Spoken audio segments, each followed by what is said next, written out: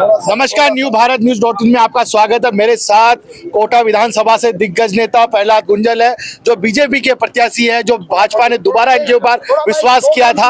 और दिग्गज नेता ये वसुंधरा राज खेमे के भी हैं, ओम बिरला के भी हैं। अब ये शिकस्त दे रहे हैं जो गहलोत ग्रुप के जो तेज तर्रार मंत्री शांति धारीवाल को। ये चुनौती किस तरह से ले रहे हैं उनके सामने? ये 2013 में जिस प्रकार से चुनौती ली थी, 2023 में उस इतिहास को रिपीट करेंगे। 2013 में शांति धारीवाल ताकतवर मंत्री, गृह मंत्री, यूडीएच मिनिस्टर और नेक्स्ट टू सीएम हुआ करते थे। तब भी कोटा की जनता ने धूल चटाई थी मेरे सामने। इस बार कोटा की जनता फिर उनको सबक सिखाने के लिए तैयार है। गुंजल साहब, इस बार यदि आप चुन के आते हैं तो आपके लिए कोटा उत्तर के लिए क्या मॉडल रहेगा, क्या विजन रहेगा? देखिए, समाज की बेसिक जरूरत है, मैं आज भी जिम्मेदारी से कह रहा हूँ, पानी, बिजली, सड़क, शिक्षा, चिकित्सा, सिंचाई, 6 चीज अगर हिंदुस्तान की सरकारें, स्टेटों की सरकारें आम आदमी को दे दे तो 7वीं चीज की डिमांड नहीं करती। ये रिवर फ्रंट के ऊपर आप आरोप लगाते रहे और विपक्षी लोग लगाते रहे, इसका वजह क्या है, कारण रिवर फ्रंट का? प्रहलाद गुंजल गैर कानूनी काम करे तो कानून रोके। कानून बनाने वाले और कानून की पालना कराने वाले गैर कानूनी काम मवालियों की तरह करे। वो नदी की वेटलैंड है, यूआईटी के खाते नहीं है, उसमें सीईसी की परमिशन नहीं है, एनवायरमेंट की क्लियरेंस नहीं है, इरिगेशन की क्लियरेंस नहीं है, वो एनजीटी के नियमों का वायलेशन है। सुप्रीम कोर्ट का फैसला, हाई कोर्ट का फैसला, भारत सरकार के वाइल्ड लाइफ मिनिस्ट्री की गाइडलाइन, सबका वायलेशन करके आप सबसे ऊपर हो। कॉन्स्टिट्यूशन से भी, मैं सरकार में मंत्री हूँ इसलिए मैं तो कानून से भी ऊपर हूँ। कोटा उत्तर, कोटा दक्षिण, दोनों सीटों पर इस बार युवाओं की संख्या बहुत ज्यादा है। कांग्रेस सरकार के अंदर पेपर लीक, बेरोजगारी जैसे मुद्दे हावी रहे, उन्होंने उनका कोई समाधान नहीं निकाला। यदि आपकी सरकार आती है तो आप विशेष तौर पर उस तबके के लिए क्या करोगे? उस तबके का तो विश्वास ही खत्म हो गया। एक नहीं 17 बार पेपर लीक के बाद नौजवानों का विश्वास इस व्यवस्था से उठ गया है।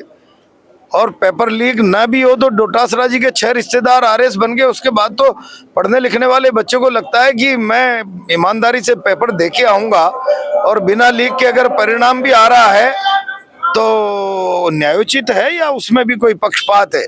जब व्यवस्था से भरोसा उठ जाए नौजवान का तो फिर वो उस व्यवस्था को डिस्ट्रॉय करता है। वो आपको 25 नवंबर को पता लग जाएगा। कोटा विधानसभा, दोनों विधानसभाओं में महिलाओं की भागीदारी बहुत ज्यादा है और प्रधानमंत्री नरेंद्र मोदी ने नई पार्लियामेंट के अंदर महिलाओं की सशक्तिकरण के लिए उनके लिए बिल भी पास किया 33% आरक्षण के लिए। यदि आप जीतते हैं यहाँ पर तो महिलाओं के लिए आप विशेष तौर पर उनकी सुरक्षा के लिए, क्योंकि कांग्रेस सरकार रही यहाँ पर महिलाओं के प्रति सुरक्षा नहीं रही। प्रतापगढ़ जैसी घटना आप देख लीजिए, करौली में जो घटना हुई महिलाओं के साथ, यदि आपका क्या कहना है इस विषय पर? मैं इससे हटकर आपसे बात कर रहा हूँ। प्रतापगढ़ वाली घटना एक आपराधिक घटना हो जाए या कोई भी घटना, लेकिन आपराधिक घटनाओं पर, महिला अत्याचारों पर चर्चा करते समय सरकार का मंत्री राजस्थान की विधानसभा में बहुत गर्व से कहे, हाँ हम बलात्कार में नंबर 1 है और साला करें क्या, या तो मर्दों का प्रदेश है। सदन मौन रह जाए, लोकतंत्र शर्मसार हो जाए, तब मुझे इस कोटा की सड़कों पर खड़े होकर मातृशक्ति को आह्वान करना पड़े। आओ बहनों, ये कमजोर लाचार सरकार ये बलात्कारियों को, दरिंदों को मर्दानगी का सर्टिफिकेट दे रही है, अपने आत्मसम्मान की रक्षा खुद करेंगे। तब हमने हजारों मातृशक्ति का चंडी मार्च निकाला कोटा की सड़कों पर। इस मंत्री की महिलाओं के बारे में जो बदतमीजीपूर्ण भाषा है, वीरांगनाएं विधानसभा में न्याय मांगने चली जाए। आप तो मीडिया के लोग हो। वीरांगनाओं का मतलब जिसका भारत कर्जदार हो, सारा भारत माथा अदब से झुकाता है, ऋणी समझता है कि लोकतंत्र सुरक्षित है, तो वीरांगनाओं के माथे पे सुहाग नहीं है। गुंजल साहब, अभी हाल ही में कोटा उत्तर में अभी आपकी विधानसभा में एक घटना घटित हुई है अभी जस्ट दिन में, कि धारीवाल जी ने एक पत्रकार महिला के साथ गलत सलूक किया, उस पर आपका कहना क्या है? महिलाओं के प्रति उनका नजरिया शुरू से ही गलत रहा है। विद्यार्थी जीवन में भी वो पकड़े गए थे, मुकदमा चला था, गिरफ्तारी हुई थी। महिलाओं के प्रति सम्मान का नजरिया उनके पास है ही नहीं।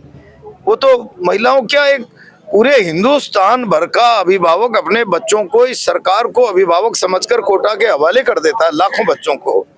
और एक 15-16 साल की कायस्थ परिवार की, सिन्हा परिवार की बच्ची, बिहार की, माँ बाप से दूर हूँ, मम्मी पापा की याद आ रही, आत्महत्या कर ले, तो वो मुख्यमंत्री की उपस्थिति में कहते हैं उसका तो लव अफेयर था।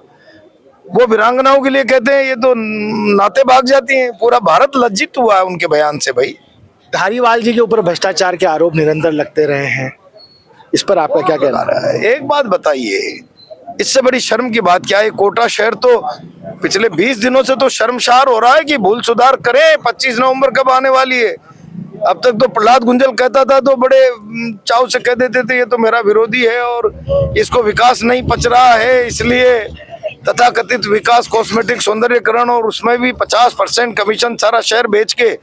अब तो जरा आप ही लोग बताओ ना, सोनिया जी ने काला पोत दिया, अच्छा है धारीवाल महाभ्रष्ट। फिर मुख्यमंत्री दलील दें कि नहीं नहीं ये तो क्लीन आदमी है, तो राहुल गांधी कहे मैं भारत जोड़ो यात्रा में पूरे राजस्थान में गया, इस छोर से उस छोर तक एक एक कांग्रेसी ने इसको महाभ्रष्ट कहा है। इससे बड़ा भ्रष्टाचार का चार्ज क्या होगा? सारा काला जब खुद की पार्टी ने पोत दिया भाई, और फिर पार्टी की नैतिकता खूंटी पर टक गई सारे पैमाने। उसी काले चेहरे को अपने हाथों से जिसको काला किया उसी को सफेदा पोत पात के कोटाई जनता के हवाले कर दिया। जनता मूर्ख नहीं है, साफ कर देगी। जिस तरह से प्रहलाद गुंजन ने बोला यदि सरकार आती है, सरकार हमारी आएगी और मैं यहाँ से चुन के जाऊंगा तो मैं बेरोजगारों युवाओं के लिए और महिलाओं के लिए पुख्ता व्यवस्था करूंगा और बेरोजगारों को नौकरी मिलेगी, और जो धारीवाल ने जो भ्रष्टाचार किए उनको मैं उजागर करूंगा, उन पर कार्रवाई होगी। कैमरामैन अमित शर्मा के साथ मैं तुषार गौतम, न्यू भारत न्यूज जयपुर।